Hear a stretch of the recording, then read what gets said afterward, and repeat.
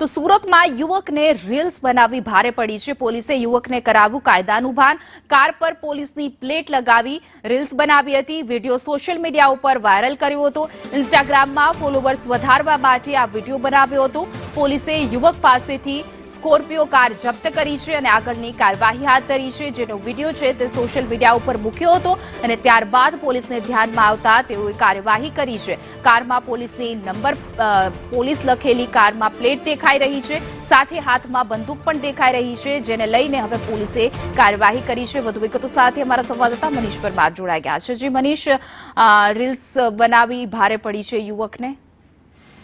જી બિલકુલ, વાત કરીએ તો સુરતના વરાછા પોલીસે રીલ્સ બનાવનાર યુવક પર કાર્યવાહી કરી છે। કારણ કે આ જે યુવક છે તેણે પોતાની સ્કોર્પિયો કાર પર છે તેની ઉપર પોલીસનું સાઇન બોર્ડ છે તે મૂક્યું હતું અને ત્યારબાદ જે કહેવાય કે ગાડી ચલાવી હતી અને રોડો પાડ્યો હતો। સમગ્ર ઘટનાનો વિડીયો છે તે સોશિયલ મીડિયામાં વાયરલ થયો હતો।